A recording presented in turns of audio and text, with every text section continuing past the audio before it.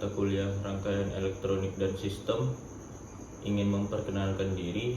Saya Ridandi Altaf dengan NIM 52532300015. Saya Yeskiel Ginapan Setepu dengan NIM 5253230031. Saya Andran Dwi Saputra dengan NIM 52522530007. Dan saya Iskal Sitorus dengan NIM 525223003. Kami di sini ingin memperkenalkan sebuah proyek mengenai konverter AC to AC.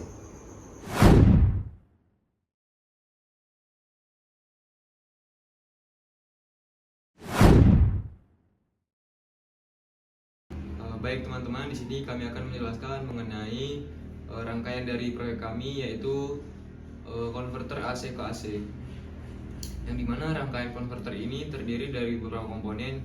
Yang pertama ada tegangan AC sebesar 220 volt dengan frekuensi 50 Hz, yang kemudian dihubungkan secara paralel dengan resistor 1 yang sebesar 33 kilo ohm, dan juga ada potensio sebesar 500 kilo ohm, dan kemudian juga ada kapasitor bypass sebesar 100 nanofarad yang kemudian juga dihubungkan kepada diak ya, dan kemudian diteruskan dan dihubungkan dengan triak, yang dimana nanti keluaran dari diak ini dihubungkan kepada gate dari triak, dan kemudian satu terminal triak ini dihubungkan dengan lampu dan satunya lagi ke netral.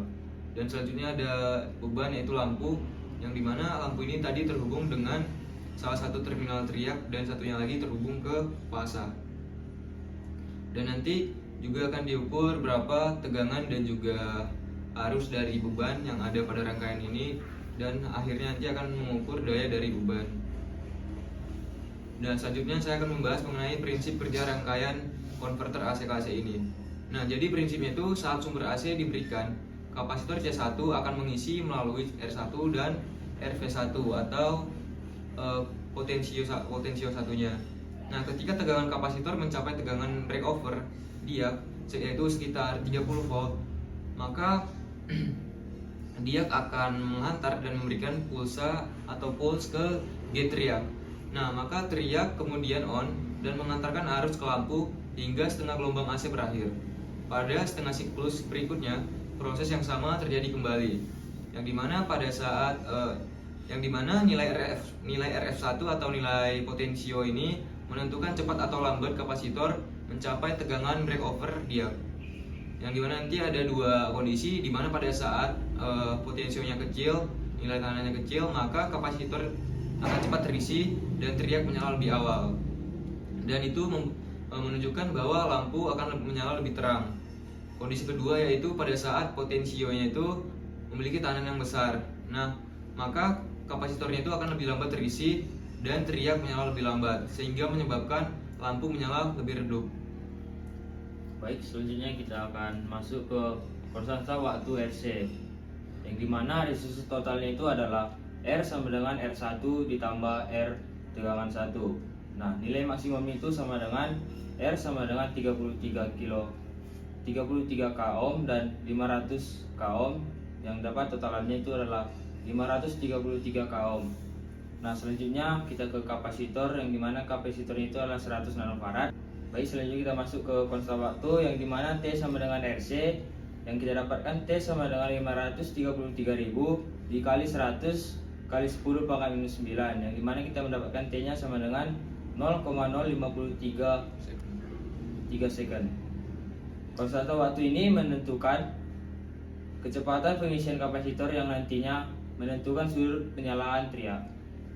Selanjutnya kita masuk ke tegangan kapasitor, yang dimana pengisian kapasitor mengikuti VC sama dengan Vm dikali 1 dikurang E dipangkatkan min T per RC, yang dimana VC sama dengan tegangan kapasitor, Vm sama dengan tegangan puncak sumber AC, R sama dengan resistance total, C sama dengan kapasitor. Dia akan dipacu saat VC kurang lebih dari VBO, dengan VBO sama dengan diaks kurang lebih dari 30 volt. Baik, selanjutnya pada perhitungan tegangan puncak AC. Jika sumber AC-nya itu 220 volt, maka Pmax-nya itu sama dengan akar 2 Vrms, yang mana akan bernilai 1,414 kali 220 sama dengan 311 volt. Maka tegangan kapasitor akan naik dari 0 volt menuju 311 volt. Saat mencapai sekitar 30 volt, dia menghantar dan menyalakan triak. Selanjutnya, perhitungan pada daya lampu. Jika lampu 220 volt 60 watt, maka arus nominalnya menggunakan rumus I sama dengan P per V, mana I sama dengan 60 dibagi 220 sama dengan 0,273 ampere. Maka resistansi lampunya dihitung dengan R sama dengan V kuadrat per P, akan bernilai 220 kuadrat dibagi 60 yang hasilnya 806,7 ohm.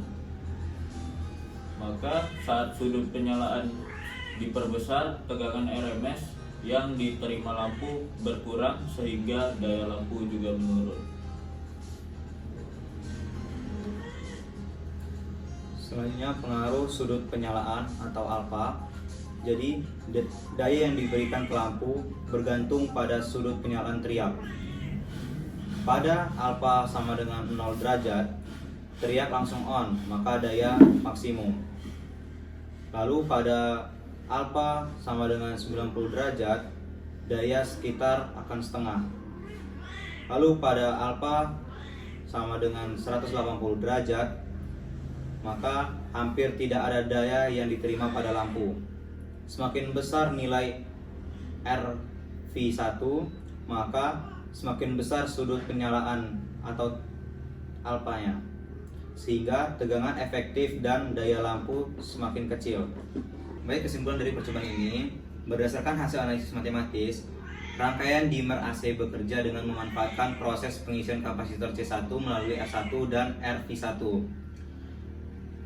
Ketika tegangan kapasitor mencapai tegangan breakover dia sekitar 30 volt, dia memicu gate triak sehingga triak menghantarkan arus ke beban.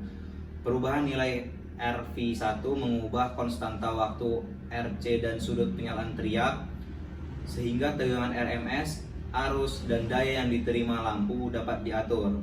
Semakin kecil nilai RV1, semakin cepat triak menyala dan lampu semakin terang. Sebaliknya, semakin besar nilai RV1, maka semakin lambat triak menyala dan daya lampu semakin berkurang. Baiklah, kami akan melakukan percobaan pada rangkaian konverter AC to AC yang telah kami buat. Baiklah, ini adalah kondisi di mana potensionya berada di 0%, terlihat tegangannya itu 26 volt.